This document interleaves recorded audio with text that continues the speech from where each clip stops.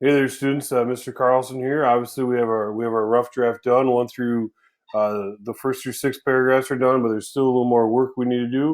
If we click on down here on our persuasive essay materials, it'll bring you to this where we had the examples and all that good stuff. I've talked to you about your rubric already, not already in a different video. So today we're going to talk a little about editing your draft. This is going to take a little bit of time. I would encourage you to listen to this. I would pause it after each one and make sure that you have your stuff done. But it's up to you. I know that these are the common mistakes that I see in your writing. I've done this same paper now for the last 5 years. And I did it in previous schools too, so I kind of know where the issues are. But if you click on this link here, editing your paper, come on, let's work. I'll drink some sparkling water.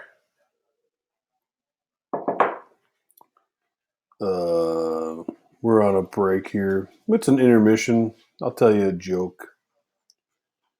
An appropriate joke. Well, that's pretty appropriate. What did the fish say when he swam into a wall? What did the fish say when he swam into a wall? You guys ready? Dam. Get it? He swam into a dam. You're not laughing. That's not funny?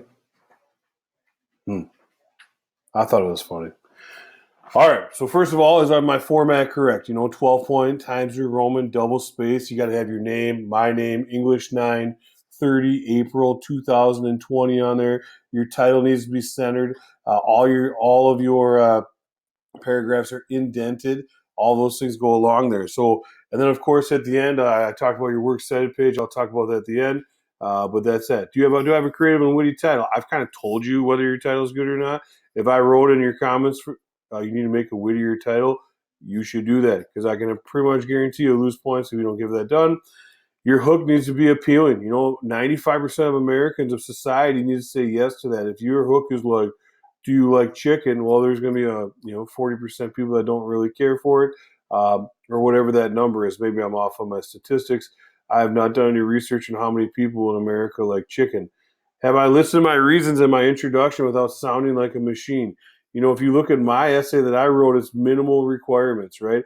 If you get 10 out of 10 on all of your rough drafts and all of your work, that does not mean you're going to get an A on your final draft. What I wrote, my examples are not A quality. They are just things that examples kind of see possibly what I'm looking for. When I start first, in addition, and lastly, those are not good sentence starters. If you're looking for good sentence starters, you can just look them up and figure it out, and you'll be good to go. The next one's my counter argument. There, that's my second paragraph. Have I acknowledged one of the counter arguments? And does my rebuttal, have you rebutted them in a way that's respectful? You can't say your idea is stupid, right? You have to be able to be thoughtful about that as you go along. The next one, in all of my reasons, I want to make sure I have a strong topic sentence, right? Just like our thesis statement is our driving force for, just like our thesis statement is our driving force for the entire paper. Those topic sentences are the driving force for those paragraphs. So if I'm going to talk about how school uniforms can cause reduce stress, I'll say something. My topic sentence could be.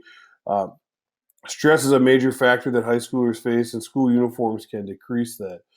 First of all, and then you go into your emotional and your logical parts there, but make sure you have a strong topic sense, right? Make sure you have at least two emotional, right? I'll put that in here. Make sure you have at least two emotional and one logical reason, right, for each one of your paragraphs. Please don't have them all the same. You don't want to go emotional, logical. You can do that for one, but it's good when you flip them up. It shows that you're more thoughtful in that. And then, of course, we have to have concluding transitions for each one of our paragraphs, right? We can't just stop at a quote. We need to say, if I'm talking about how stress is reduced through school uniforms, I should say something at the end that, it'll be an amazing feeling for students when the stress of what to wear isn't there for them anymore. So that's a good concluding sentence. It restates my topic sentence in a different way, and it supports that, right? My concluding paragraph is a restatement of my thesis, right? I'm going to restate my point. School uniforms are necessary for Woodbury High School to be in a good spot for students. First of all, and then as you list those reasons why, it's good that you kind of reiterate. So first of all, school uniforms can reduce stress as they did for me when I was in high school. And then you could have another one. And don't use my sentence stars, but if you look at my paragraphs or my essay, especially the one about quality time, I think you can kind of see how in each one of those reasons I brought up an idea of something that I presented in the paper. All right. After that, we have, do I sum up the paper in a way that is motivating to the reader? You can't just say school uniforms are a must. You need to say something like, I'm looking forward to the day when school uniforms are for everybody. And then I missed number 9. So in number 9, the last thing you need to put in your 5th paragraph is a possible solution. Right? One of the greatest things about a persuasive essay is that you come up with the solution. We've talked about this before, but I know that when if I have an issue with something going on in my family, and if I just complain about it, it doesn't really get anywhere. But if I take the time and I talk to my wife about it and my family, and I have a possible solution, it makes it a lot stronger. So make sure you put it in there on number 9. And then we continue on. Number 12 is pretty simple here. Have I checked capitalization, spelling, punctuation, and reread my paper sentence by sentence? Yeah, you should read it sentence by sentence. And the best way to do this is to print out your document and have a pencil and just go along and mark your stuff up, because that's the way you're going to fix it. Trying to fix it, and type and then read again is too much work. Just get the pencil, circle your mistakes, just keep rolling through, and then go back and fix it. And then the last thing is your works cited page. Your works cited page is something that you've already worked on. It says works cited in the center. It's double spaced. It has hanging paragraphs. It's alphabetized, A through Z, and that's going to be the last page of your paper. Now listen to this. It needs to, so if you have a 2-page paper or you have a 1.5-page paper, your works cited page does not begin. It wouldn't begin like right here, right? I wouldn't put works cited here, my centered part. It would not look like this, right? I would take this and I would hit enter on it till it got down on the next page. And that's when it starts right up on the top, right? That's where our works cited page. It starts on its own page at the end. We're going to put works cited. All right, we're going to make sure it's still double spaced, and you go on from there and you're good to go.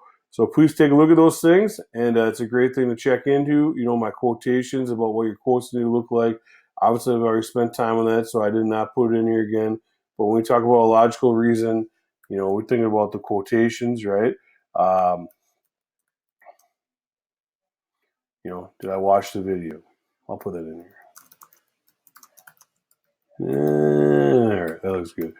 So I started with a joke, so I figure I should end with a joke because, well, I'm just going to. So let's think of another good joke for a bunch of 9th graders.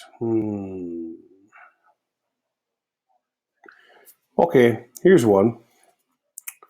Well, some people may not like that one.